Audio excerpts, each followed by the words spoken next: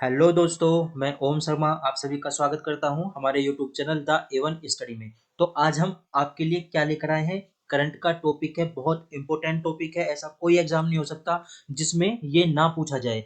गरबा ये पीसीएस में भी पूछा जा सकता है, यूपीएससी में भी, एसएससी में भी। ऐसा कोई एग्जाम नहीं है जिसमें नहीं पूछा जाएगा। बहुत इंपॉर्टेंट ये टॉपिक है। तो हम यहाँ पर बात करने वाले हैं गरबा नृत्य। अब ये गरबा नृत्य है क्या, कब शुरू हुआ, कहाँ खेला जाता है, इसके बारे में ए से लेके जेड तक सभी जानकारी दी जाएगी। तो वैसे ये हम टॉपिक लाए क्यों है, तो सबसे पहले ये चीज समझ लो। ये जो गरबा नृत्य है ये गुजरात का नृत्य है, और इस नृत्य को यानी गरबा नृत्य को यूनेस्को ने मान्यता दे दी है। अब ये यूनेस्को ने जो मान्यता दे दी है, यदि भारत की बात करें तो ये भारत की 15वीं, ठीक है, 15वीं लिस्ट है, 15वीं जो इसमें शामिल करी गई है यूनेस्को में। ठीक है, यूनेस्को की सूची में जगह बनाने वाली भारत की 15वीं क्या है, संस्कृति धरोहर। तो 15वीं संस्कृति धरोहर ये बन चुकी है इस समय। इससे पहले 14वीं की बात करें तो 14वीं कौन थी, तो दुर्गा पूजा जो 2021 में शामिल की गई थी कलकत्ता में। यानी कलकत्ता में 2021 में जो दुर्गा पूजा शामिल की गई थी वो भारत की 14वीं संस्कृति धरोहर थी जो यूनेस्को में शामिल की गई थी। अब यदि आगे बात करें कि गरबा नृत्य है क्या, तो देखो गरबा इस टाइप से नृत्य किया जाता है। इसमें कोई भी नृत्य कर सकता है बिना किसी भेदभाव के, चाहे लड़की हो, लड़का हो, या मैरिड हो, अनमैरिड हो, कोई भी हो कर सकता है। अब ये गरबा जो नृत्य होता है ये संस्कृति के गर्भ से निकला हुआ शब्द है जिसका अर्थ होता है जीवन और सृजन। और इसमें गुजराती लोक नृत्य का ये एक रूप माना जाता है। गुजरात में मोस्टली किया जाता है। डांडिया भी किया जाता है, ये एक बार प्रकार से डांडिया की तरह ही होता है। ये कब किया जाता है, नवरात्रों में किया जाता है। आपको जैसे पता है कि एक साल में 2 बार यानी हर 6 महीने बाद क्या आते हैं, नवरात्रि आती हैं, जिसमें माँ दुर्गा का पूजन किया जाता है। माँ दुर्गा के पूजन 9 दिनों तक चलते हैं, और 9 दिनों तक ही क्या वहाँ पर गरबा किया जाता है। वहाँ पे गरबा का प्रोग्राम रखा जाता है। इसमें सभी मिलजुल के काम करते हैं, सभी मिलजुल के वहाँ पे नृत्य करते हैं, सहयोग करते हैं एक दूसरे का। ये किस चीज को प्रदर्शित करते हैं, ये बुराई पर अच्छाई की जीत को प्रदर्शित करते हैं। और ये भी ध्यान रखना, इसमें क्या है, जो नारी शक्ति होती है इसमें नारी शक्ति को महत्व दिया जाता है, नारी शक्ति को शो किया जाता है इसमें। तो नारी का महिमा मंडल किया जाता है, मातृ देवियों के प्रति इसमें क्या समर्पित किया जाता है, क्योंकि जो मातृ देवी है जैसे माँ दुर्गा, तो उनके प्रति अपनी आस्था प्रकट की जाती है, उनके प्रति समर्पण किया जाता है, उनको मनाया जाता है।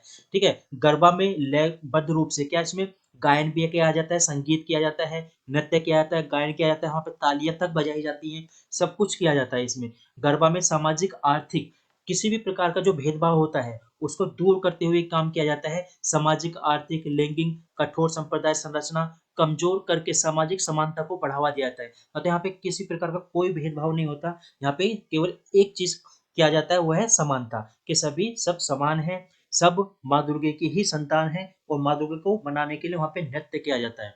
अब देखो, यदि हम यूनेस्को की बात करें तो अभी तक सांस्कृतिक विरासत सूची में शामिल किया गया है। भारत की मौजूद में इसको आईसीएच यानी इसको क्या बोलते हैं, इन इंटेंजिबल कल्चर हेरिटेज इसको कहा जाता है। अब देखो, यदि पहले की बात करें तो पहले क्या है, वैदिक जाप की परंपरा जो 2008 में शामिल की गई थी। फिर रामलीला 2008 में ही की गई थी। उसके बाद कुटियाट्टम जो संस्कृत थिएटर है ये भी 2008 में शामिल किया गया। इस चीज को आराम से आप पढ़ लेना। बस आपको क्या याद रखना है, एक तो फर्स्ट याद रखनी है, और एक क्या लास्ट की 2 याद रख लेनी है, क्योंकि 2021 में दुर्गा पूजा को शामिल किया गया था, और अब वर्तमान में 15 यानी गुजरात का गरबा को शामिल कर लिया गया है।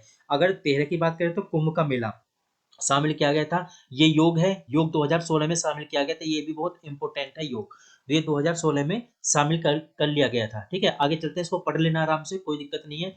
अब यदि आगे चलें तो जो यूनेस्को की अमूर्त संस्कृत विरासत है यानी आईसीएच, ये क्या है। अब देखो, यूनेस्को की जो ये विरासत है इसमें किस चीज को यानी प्रथाएं होती है, हमारी परंपराएं होती है, उनका प्रतिनिधित्व होता है, अभिव्यक्ति होती है, ज्ञान होता है, कौशल होता है, संस्कृत हो सांस्कृतिक स्थान होते हैं, जैसे कोई भी मंदिर होता है। ठीक है, कोई भी ज्ञान हो सकता है, कौशल हो सकता है, सब कुछ इसी के आधार पर कार्य किया जाता है। इसमें क्या बोला जाता है, ऐसा कोई भी ज्ञान हो या कौशल हो जिसको समुदाय द्वारा संस्कृत विरासत के रूप में काफी सालों से मान्यता दी गई है, उसको मनाते आ रहे हैं, उसको मतलब काफी सालों से पूछते आ रहे हैं, वो काम करते आ रहे हैं, तो उसको क्या कर लिया जाता है, संस्कृति विरासत में शामिल कर लिया जाता है यूनेस्को द्वारा। अब ये यूनेस्को क्या है, मैं पहले भी बता चुका हूँ। ये जो यूनेस्को है, ये जो यूनाइटेड नेशन होता है, यूएन यूनाइटेड नेशन ऑर्गेनाइजेशन, ये इसी का ही एक क्या है, एक संस्था है। इसी के ही अंडर में यह संस्था काम करती है। इसकी यदि स्थापना की बात करें तो यूनाइटेड नेशंस की फुल फॉर्म क्या है? यूनाइटेड नेशन, ई से क्या होता है? एजुकेशनल, एस से क्या होता है? साइंटिफिक, सी से क्या होता है? कल्चरल, ओ से क्या होता है? ऑर्गेनाइजेशन। तो ये सांस्कृतिक यानी से जो हमारी एजुकेशनल होती है, यानी शिक्षा होती है, वैज्ञानिक रूप से होती है, संस्कृत होती है, इन चीजों को बढ़ावा देता है, यानी इन तीन चीजों को बढ़ावा देता है। तो इसकी स्थापना कब की गई थी? तो 1945 यानी 16 नवंबर 1945 में की गई थी। इसके हेडक्वार्टर की बात करें तो पेरिस में इसका हेडक्वार्टर है। यह शिक्षा, विज्ञान, संस्कृति में अंतर्राष्ट्रीय सहयोग को बढ़ावा देती है, वहां पे शांति का निर्माण करती है। ठीक है, ये चीज ध्यान रखना।